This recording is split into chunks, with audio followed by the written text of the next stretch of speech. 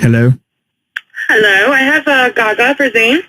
This is me. I'm Zane. Hi. Yes, the lady is in the house. What is good? How's it going, man? Super excited for you. Super excited for me. Super excited for the monsters. Just excited for this stupid love you've just shared with the world.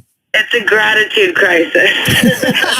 It's the name of the forthcoming autobiography from Lady Gaga, Gratitude Crisis. Gratitude crisis. We're going to have some fun, I think. And that's not to say that I know on this album, this new era, you're going to address things that are of the heart and of the soul. You always do.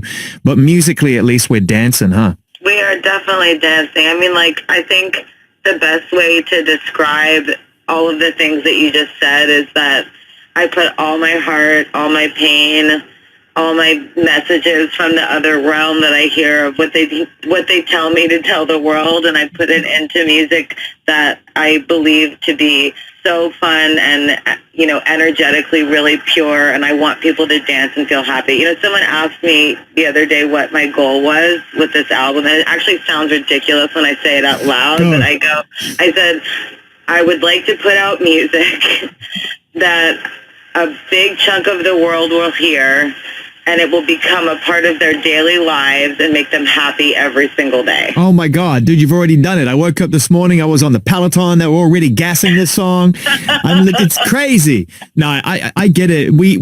Michael Franti from Spearhead said something to me once when I said, why did you decide to stop making music with disposable heroes of hypocrisy and decide to make music as Spearhead, which was an altogether more groove-based experience? And he said, because sometimes you have to get people to dance in order to get them to listen. Yeah, it's actually true, sometimes you have to move your body and your spirit and your soul that really even access what you're actually feeling. And I was feeling so down so many days when I was, before I went into the studio to work, and then I would go in and I would sit there with blood pop and go, okay, I'm going to open the portal, I'm going to listen, I'm going to talk to all my fairies, all the fairies that help me write music, and I'm going to ask them what the world needs to hear. And then we would make records, and it turns out that they were happy. And I used to cry a lot in the studio because I would listen back to what I was singing, and I would hear my voice, and I would hear the music, and it would be so joyful and celebratory.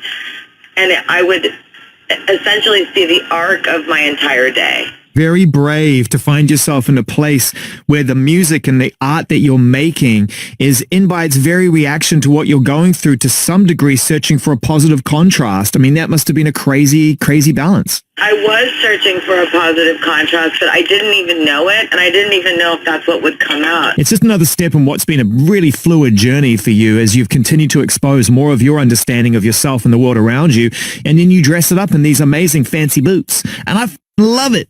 Yeah, you know what? It's also fun. I mean, it turns out pop music is fun. I know, and the last time you were here, it was all just like, oh my God, I have to pour myself out onto the silver screen, and I have to pour myself out into my family history in order to better understand who I am as an individual. And now you're on the dance floor with all these learnings, but you haven't necessarily sacrificed those learnings. I respect it greatly. Thank you. I put all those learnings into this album. I mean, the first lines of Stupid Love are, you're the one that I've been waiting for. Gotta quit this crying. Nobody's gonna heal me if I don't open the door. Kind of hard to believe. Gotta have faith in me. It's right there. I'm with you, and it's not easy. And I know everyone in the world has different relationships with love, but guess what? I'm pretty sure that when we all decide to be vulnerable, it's really scary. And I think it's very scary for a lot of people, and there's all kinds of walls and constructs and things that have built all around us. And you know what I really want to do? I want this song to come out, and I'd love for it to collapse as many of those walls as possible, and people to be saying, I want your stupid love. We're going to come back in a second. We're going to come, but we all love you. We're going to come back and say goodbye in a hot second, right after this. Stupid Love on Apple Music. Lady Gaga, we're continuing to welcome her back with Stupid Love. Where's the Oscar? Where's the statue? Where'd you put it? Where is it?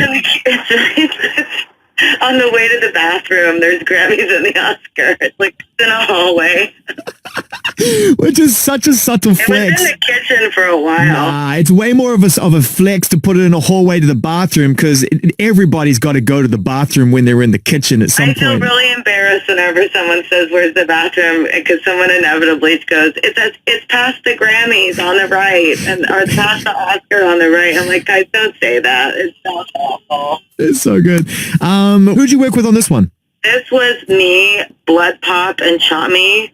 I worked with Max on this a little bit. I mean, he is an amazing producer. I've never worked with him. I've always sort of gone, I write my own music. I produce myself. I don't need to work with Max, right? And I decided to stop being an asshole and just meet him at least, Yeah. you know? And he had sent over, basically I sang over a track that Blood Pop made. We were in the studio. We sent over what I sang to Max. Max picked some parts out, sent it back to me, and then I wrote lyrics and used some of the melodies that he chose that he sent back to me, and I kind of spliced it all together, and then I went to his studio. I just sat down at a piano, and I played Stupid Love on a piano with chords. And I looked at him and I said, that's what I've got for you, and to me, the song can only stand on its 2 feet, even with a great track, if you can play it on a piano and it still sounds like a hit. And he was like, I love it, get in the booth. I warmed up my voice, got in the booth, I sang it, and what you're hearing on Stupid Love is what we did that day. But I have to hand it to Blood Pop and Chami also for just incredible production on the record and the amount of love that they wrapped around me every single day. This was very emotional for me making this album, and I cried constantly, and I was writing poetry constantly. But you know what was really different? I didn't question myself a whole lot. Why? I don't know. It was so real and so honest that I basically would write something out and I would just say it, and it would take me not even 4 minutes to write it, and I would just be like, this is what it is. Do you remember when I spoke to you about the idea of Joanne and how you got to that place and how every step of your journey had led you to that environment where you could go back home and you could actually thoughtfully reflect on your life and put it into music that dressed that perfectly? And to some degree, I'm saying the same thing. For you to get to a place where you can be so honest and be self-aware enough to not be so self-conscious, surely that's a reflection of what you've been on the last 3 years creatively. Well, I think that it's definitely that. But on Joanne, I was more in a space artistically of crafting something that, conceptually all kind of went together. An album from my father, an album about the trauma of my family, an album about how we pass things on generationally to each other. My relationship with men. It was like very specific, right? This was much more like, you know what, guys? It turns out I just sobbed for 3 minutes, and this is what came out, and this is what should be there.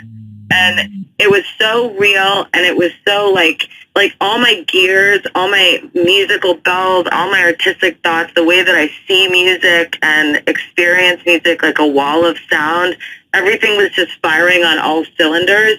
And it made me feel so happy because I thought to myself, wow, even when you feel 6 feet under, you can still fire on all you cylinders. You can dance your way out of it. We're going to the club. We're going to the club. There's even a lyric on the album where I say, every single day, I dig a grave, and I sit inside it wondering if I'll behave.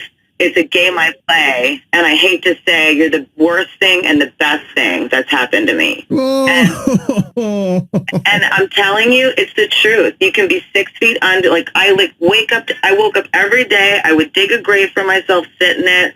I'm not smoking anymore, but I'd smoke 40 cigarettes all day long in my grave, right? And I would decide if I was going to behave or not. Some days I did, some days I didn't. You really not smoking? We've been down this road before. You really not smoking? I swear on my life, I'm not smoking cigarettes. Congratulations. I completely quit. I quit cold turkey.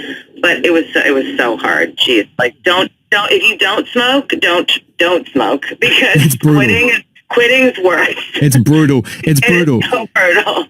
And I will never smoke again because I think I saw Jesus for an entire week. It was so awful. But you can dance out of the grave. It's like we tell ourselves we have to crawl. We tell ourselves we have to cry. We tell ourselves we have to be miserable. Or that's what I told myself. And then I was like, you know what? And Blood Pop was awesome. We made a lot of the record in my studio house. So I have a house where it's Frank Zappa's old studio. It's a live room. It's a big studio. It's beautiful.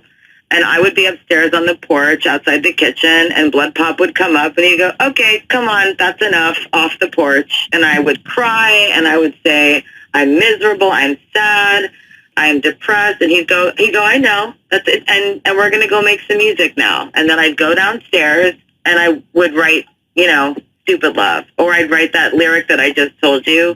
We'd make another song. This album is such a display of not only how you can reframe the way that you view the world, but I promise, and I hope that the love that was around me in the process of making this album is something that other people feel, that they know that artistically, how producers are, but if one guy's working on it or one girl's working on it, they don't want anyone else to work on it, they don't want to share, everybody gets cocky. There was none of that. These records got passed around to so many different people. There were so many different iterations of these songs because we all wanted it to be perfect, and literally nobody cared who put their fingerprints on it, as long as it was the dopest thing that we could give to the world and that it was meaningful, authentic, and completely me. Ladies and gentlemen, the lady is back. We're going to the club. We're excited. I can't wait to see you and dive into this project. You've given me Can't you wait until the club is your whole life? All day. All day. You've given me so much to think about and prepare for in advance of hopefully a chance for us to dive into this record. I couldn't be more excited about it. And thank you so much. It's great to speak with you, and congratulations. What a return, yo. Thank you. It's so nice to talk to you, Zane. Have a good one.